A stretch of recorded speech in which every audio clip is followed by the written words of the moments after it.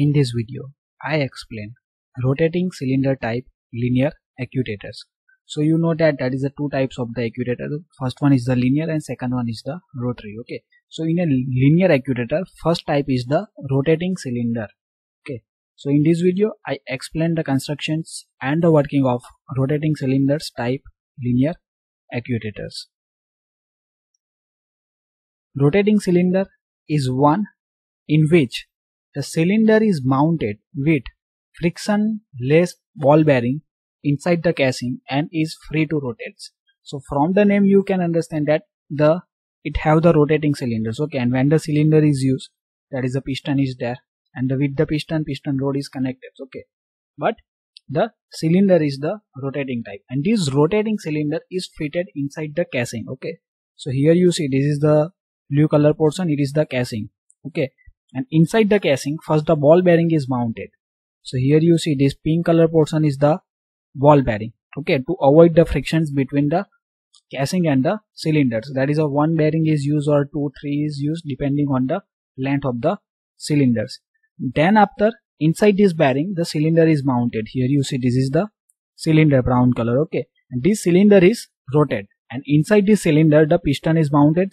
So with the cylinder rotations the piston is also rotated and reciprocate inside the cylinder arrangement. So here you see this is the diagram. Suppose this question is asked in exam, then you need to draw this diagram. Okay, so this outer square is the casing. Okay, here you see this is the casing word is mentioned. This is the cylinder and this is the cylinder end. Okay, and inside this cylinder piston is there. This is the piston rod. Here you see the seal is provided to avoid the leakage. Here you see this is the bearing. Here that is another two ball bearing for the freely rotations of the cylinder. Here the two bearing is provided, and this bearing is for the piston rods.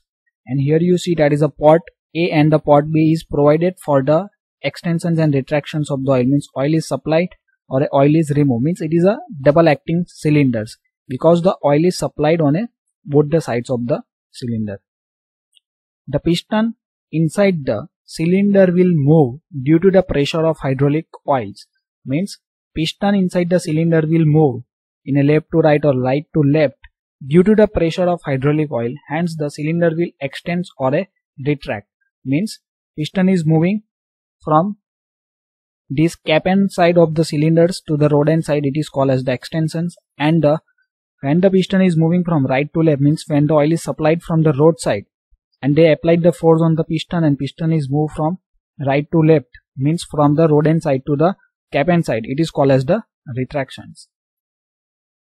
Rotating cylinders are used to operate work holding devices. Means in a different types of the mechanical machine that's used in a workshop, that is a lathe machines, milling machine, drilling machines. Okay, so that are used in a various types of the machines in which the work holding devices such as the chuck, where the cylinder is being rotating and the piston is extend and retract due to the direction control valves. Means what is the applications of the rotating cylinder type linear actuator? It is used for holding the workpiece in a various types of the machines. So we use the chuck in a lathe machines. Okay, so we can operate this chuck by using these rotating cylinders or by using the hydraulic systems.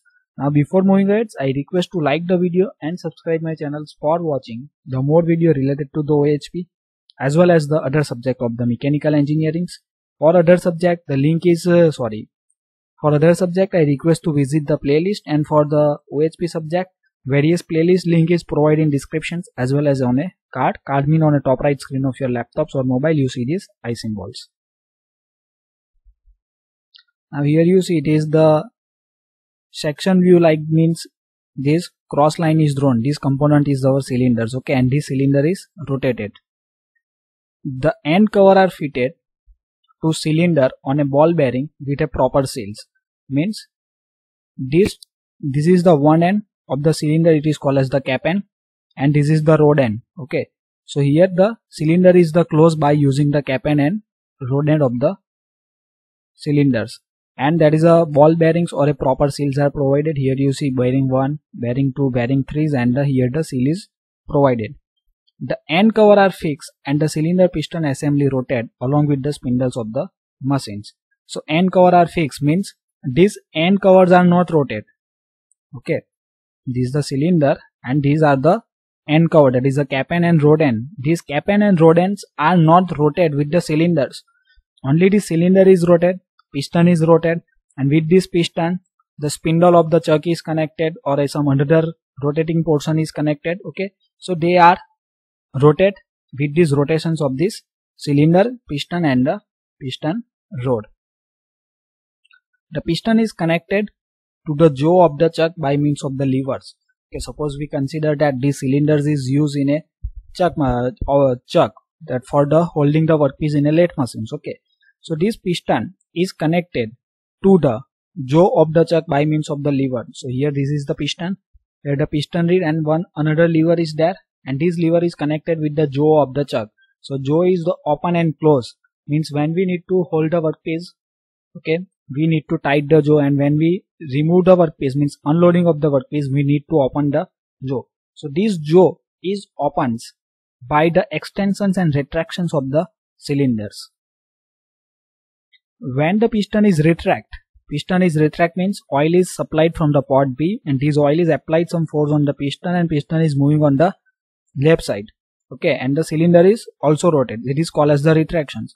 So when the piston is moved from right to left, at that time is jaw is moved towards the center, and jaw is moved toward the centers means hold the workpiece.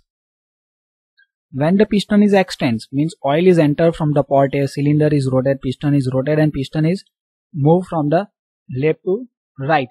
Then the jaw is moved away from the centers, and then the jaw is away from the centers. They release the workpiece, means loading and unloading of the workpiece is done by using these rotating cylinders in a various types of the machine. Rotating cylinder are used in a chuck, collet, mandrel lathes to hold and release the workpiece while the spindle is running. Okay, so spindle itself running of these various components, but we can do the loading and unloading of the workpiece by using these hydraulic mechanisms. Okay, so in conventional lathe machine, we need to stop the spindle. We need to stop the spindle means we need to stop the rotation of the chuck to remove the workpiece. Okay, but when we use these rotating cylinders, we not need to stop the spindles. We can directly remove the workpiece by using these rotating cylinders. There is no need to stop the machine for replacing the workpiece. As soon as the job is finished, just giving the support to the running job by hand means the workpiece is not rotated.